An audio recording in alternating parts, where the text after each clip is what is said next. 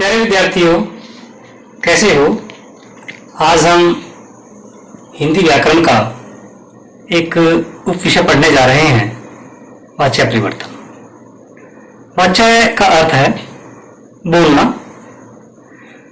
अपनी बात कहने के कई ढंग हो सकते हैं, जैसे कार्तिक क्रिकेट खेलता है, कार्तिक खेलता है, कार्तिक द्वारा क्रिकेट खेली जाती है, कार्तिक से खेला जाता है। हमारी बात कहने के अलग अलग ढंग हो सकते हैं, जैसा कि मैंने अभी बात की, कार्तिक क्रिकेट खेलता है, कार्तिक द्वारा क्रिकेट खेली जाती है, कार्तिक खेलता है, कार्तिक से खेला जाता है। जब आप इन चारों वाक्यों पर ध्यान देंगे तो आपको इनमें कर्ता, कर्म और भाव, ये तीनों बातें अलग अलग ढंग से प्रयोग की हुई मिलेंगी। अब बात करते हैं वाच्य की। वाच्य का शाब्दिक अर्थ है बोलने का विषय, किसी बात को कहने का ढंग। जब भी हम कोई बात करते हैं, उस विषय को किस ढंग से प्रस्तुत करते हैं। जो वाच्य है उसमें किस बात की प्रधानता है, किसकी सक्रियता है, किस चीज की गतिशीलता है। कर्ता, कर्म, भाव। कर्ता की प्रधानता है, सक्रियता है, गतिशीलता है, या कर्म की प्रधानता है, सक्रियता है, गतिशीलता है, या वाक्य भाव प्रधान है, उसमें भाव सक्रिय है या भाव गतिशील है। जो हमारा वाक्य है उसमें हमारा कथ्य बिंदु यानी कहने का जो बिंदु है उसमें किसका महत्व है। कर्ता, काम करने वाला, कर्म, क्या काम किया गया है, भाव, क्रिया। देखिए, जब हम कर्ता, कर्म और भाव की प्रधानता की बात करते हैं, सक्रियता की बात करते हैं, गतिशीलता की बात करते हैं, एक बार इन वाक्यों पर ध्यान दीजिए। सचिन खेलता है, सचिन क्रिकेट खेलता है, सचिन द्वारा क्रिकेट खेली जाती है, सचिन से खेला जाता है। जो पहला वाक्य है, सचिन खेलता है, खेलने का काम कर्ता द्वारा हो रहा है, परंतु इसमें कर्म नहीं है। अगले वाक्य में सचिन क्रिकेट खेलता है, प्रधानता, सक्रियता, गतिशीलता कर्ता की है, काम सचिन द्वारा किया जा रहा है, परंतु जो महत्वपूर्ण बिंदु है वह कर्ता है, सचिन है। अगले वाक्य में यदि हम देखें, सचिन द्वारा क्रिकेट खेली जाती है, इसमें जो क्रिकेट है उसको रेखांकित किया गया है। क्रिकेट कर्म है, यह वाक्य कर्म प्रधान है, इसमें कर्म की सक्रियता है, और क्रिकेट यानी कर्म गतिशील है। सचिन से खेला जाता है, इसमें कर्ता अवश्य है, कर्म नहीं है। यदि आप इस वाक्य को ध्यान से देखेंगे, इसमें प्रधानता किसकी है, भाव की प्रधानता है, खेला की प्रधानता है, खेलने की प्रधानता है, खेला यहां पर रेखांकित किया गया है। इस आधार पर हम जो वाक्य है, जो हमारा बात कहने का ढंग है, उनको तीन भागों में बांट सकते हैं। उन तीन भागों में बांटने का जो आधार है वह है वाक्य की प्रधानता, वाक्य में प्रधान कौन है, सक्रियता किसकी है, गतिशीलता किसकी है, अर्थात कर्ता, कर्म, भाव। इनमें से, तीनों में से कौन ज्यादा सक्रिय है, कौन ज्यादा गतिशील है और कौन अधिक प्रधान है। एक बार और देखिए, उसने लिखा, उसने पत्र लिखा, उसके द्वारा पत्र लिखा गया, उससे लिखा गया। जो पहला वाक्य है, उसने लिखा, इसमें कर्ता की प्रधानता है, कर्ता की सक्रियता है, कर्ता की गतिशीलता है। उसने पत्र लिखा, इसमें पत्र कर्म है, परंतु प्रधानता किसकी है? मुख्य बिंदु कौन है? कर्ता है। उसके द्वारा पत्र लिखा गया, यहां पर पत्र मुख्य बिंदु है, पत्र की प्रधानता है, सक्रियता है, गतिशीलता है, अर्थात इस वाक्य में कर्म प्रधान है, उससे लिखा गया। इस वाक्य में जो लिखा गया है, जो लिखा है उसकी प्रधानता है, उसी की सक्रियता है और उसकी गतिशीलता है। अब हम बात करते हैं वाच्य की परिभाषा की। वाच्य क्रिया के जिस रूप से यह पता लगे कि क्रिया का मुख्य विषय क्या है, कर्ता, कर्म या भाव, उसे वाच्य कहते हैं। क्रिया पर किसका प्रभाव पड़ रहा है? क्रिया पर कर्ता का प्रभाव पड़ रहा है, कर्म का प्रभाव पड़ रहा है या भाव का प्रभाव पड़ रहा है? एक बार फिर देखिए, उसने लिखा, क्रिया लिखना है, कर्ता का प्रभाव पड़ रहा है। उसने पत्र लिखा, उसमें कर्ता है, पत्र कर्म है, लिखा क्रिया है, प्रभाव किसका है? उसने का प्रभाव है। उसके द्वारा पत्र लिखा गया, इसमें पत्र कर्म है।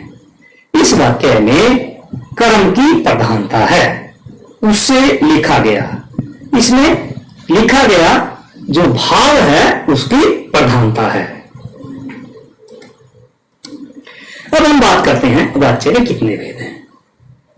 वाच्य के 3 भेद हैं, कर्तृवाच्य, भाववाच्य, कर्मवाच्य। कर्तृवाच्य नाम से स्पष्ट है, कर्ता की प्रधानता। भाववाच्य भाव की प्रधानता, कर्मवाच्य कर्म की प्रधानता। अब बात करते हैं कर्तृवाच्य की। जिस वाक्य में वाच्य बिंदु कर्ता हो उसे कर्तृवाच्य कहते हैं। कुछ उदाहरण देखते हैं। महेश रोटी खाता है, निशा गाना गाएगी, वह व्यायाम कर रहा है, कार्तिक पढ़ रहा है। जो ये हमारे सभी वाक्य हैं, इनमें कर्ता की प्रधानता है। एक और बात आप ध्यान दीजिए, जो क्रिया है उसका किस प्रकार से बदलाव हो रहा है। क्रिया का कर्ता के अनुसार लिंग, वचन और पुरुष में बदलाव हो रहा है। महेश रोटी खाता है, इसमें कर्ता कौन है? महेश है। क्रिया क्या है? खाता है। इसका जो लिंग है, वचन है और पुरुष है वो महेश के अनुसार बदला गया है। निशा गाना गाएगी, निशा के अनुसार क्रिया बदल गई है। वह व्यायाम कर रहा है, वह के अनुसार क्रिया बदल गई है। कार्तिक पढ़ रहा था, कार्तिक के अनुसार ही जो लिंग है, वचन है, वो क्रिया के बदल जाते हैं। किसके अनुसार? कर्ता के अनुसार। कहने का तात्पर्य यह है कि जिस वाक्य में वाच्य बिंदु कर्ता हो, मुख्य बिंदु कर्ता हो, कर्ता की क्रियाशीलता हो, कर्ता की प्रधानता हो, वहां कर्तृवाच्य कहलाएगा। अब हम बात करते हैं कर्मवाच्य की। जिस वाच्य में मुख्य बिंदु कर्म हो, कर्म की प्रधानता हो, कर्म सक्रिय हो, कर्म की गतिशीलता हो, वहां पर कर्मवाच्य होगा। कर्मवाच्य में सकर्मक क्रिया होनी आवश्यक है। जैसा कि आप जानते हैं, हमारी क्रियाएं 2 प्रकार की होती हैं, सकर्मक, अकर्मक। सकर्मक कर्म सहित, अकर्मक जिसमें कर्म नहीं होता। सुरेश पत्र लिखता है, पत्र कर्म है, यह सकर्मक क्रिया हुई। सुरेश लिखता है, इसमें कर्म नहीं है, यह अकर्मक क्रिया हुई। आइए इसके कुछ उदाहरण देखते हैं। बच्चों द्वारा फूल तोड़े जाते हैं, निशा से गाना गाया जाएगा, सुरेश द्वारा कविता लिखी जा रही है। इन वाक्यों में कर्म की प्रधानता है। क्रिया कर्म के अनुसार जो लिंग है, वचन है और पुरुष है, उनका प्रयोग हो रहा है और सकर्मक क्रिया है। इसमें जो वाच्य बिंदु है कर्ता न होकर कर्म है। इन वाक्यों में कर्म की प्रधानता है, तो इन्हें क्या कहेंगे हम? कर्मवाच्य कहेंगे। अब हम बात करते हैं भाववाच्य की। जिस वाक्य में भाव की प्रधानता होती है, न कर्ता की प्रधानता हो न कर्म की प्रधानता हो, इसमें कर्म होता ही नहीं। सुरेश लिखता है, यह कर्तृवाच्य है। सुरेश से लिखा जाता है, यह भाववाच्य है। भाववाच्य में जो मुख्य बिंदु है वह भाव रहता है, भाव की सक्रियता रहती है, भाव की गतिशीलता रहती है। जो मुख्य बिंदु है वह भाव रहता है। इसके कुछ उदाहरण देखिए। बच्चों द्वारा सोया जाता है, अब चला जाए, मुझसे बैठा नहीं जाता, लक्ष्मी से अब गाया नहीं जाता। इन सभी वाक्यों में भाव की प्रधानता है। क्रिया भाव के अनुसार क्रिया के जो लिंग है, वचन है, पुरुष है, वो बदल जाते हैं। इसमें अकर्मक क्रिया होती है। आगे देखिए कुछ महत्वपूर्ण बिंदु। जो कर्तृवाच्य है उसमें सकर्मक और अकर्मक दोनों क्रियाओं का प्रयोग हो सकता है। वह सकर्मक क्रिया में भी हो सकता है और अकर्मक क्रिया में भी हो सकता है। जैसे सुरेश फुटबॉल खेलता है, फुटबॉल कर्म है, सुरेश करता है, खेलना क्रिया है। दूसरी ओर सुरेश खेलता है, इसमें सुरेश करता है, कर्म नहीं है और क्रिया खेलना। कर्मवाच्य में सदैव सकर्मक क्रिया होती है। सुरेश फुटबॉल खेलता है, इसमें सकर्मक क्रिया है, और जो कर्मवाच्य है उसमें सकर्मक क्रिया होगी। भाववाच्य में क्रिया अकर्मक होती है। भाववाच्य में सकर्मक क्रिया का प्रयोग नहीं होता। सुरेश द्वारा खेला जाता है, ये क्या हुआ? भाववाच्य। सुरेश द्वारा फुटबॉल खेली जाती है, यह कर्मवाच्य। जो भाववाच्य की क्रिया सदा अन्य पुरुष पुल्लिंग एक वचन में रहती है। कर्मवाच्य का भाववाच्य में कर्ता के बाद द्वारा, के द्वारा या से परशब्द का प्रयोग किया जाता है। अब हम वाच्य परिवर्तन की बात करते हैं। वाच्य किस प्रकार से परिवर्तित होते हैं? बच्चे फूल तोड़ते हैं, सुरेश पढ़ा रहा है, अध्यापक आज कक्षा में पढ़ा रहा है। इन वाक्यों में यह बात ध्यान देने योग्य है, जब हम वाच्य परिवर्तन करेंगे, जो हमारा काल है, जिस रूप में काल है, जिस रूप में हमारी क्रिया है, वह नहीं बदलेगी। यदि हमारा वाक्य रहा है तो हमारा वर्तमान काल है। जब वाच्य परिवर्तन होगा तो उसमें रहा है ही आएगा। सुरेश खाता है तो इसके अंदर वर्तमान काल की बात की गई है, ता है, ते है। जब हम इसका वाच्य बदलेंगे तो उसमें ता है, ते ही आएगा, उसमें किसी प्रकार का कोई बदलाव नहीं आएगा। यदि हमारा वाच्य भविष्य काल में है तो यदि हम वाच्य परिवर्तन करेंगे तो भविष्य काल में ही उसका परिवर्तन होगा। आइए देखिए, बच्चे फूल तोड़ते हैं, बच्चों से फूल तोड़े जाते हैं, पक्षी आकाश में उड़ते हैं, पक्षियों द्वारा आकाश में उड़ा जाता है, राम पुस्तक पढ़ रहा है, राम द्वारा पुस्तक पढ़ी जा रही है, सिपाही ने चोर पकड़ा, सिपाही द्वारा चोर पकड़ा गया। हम निमंत्रण पत्र कल लिखेंगे, हमसे निमंत्रण पत्र कल लिखा जाएगा। ध्यान दीजिए, पहले वाक्य में तोड़ते हैं।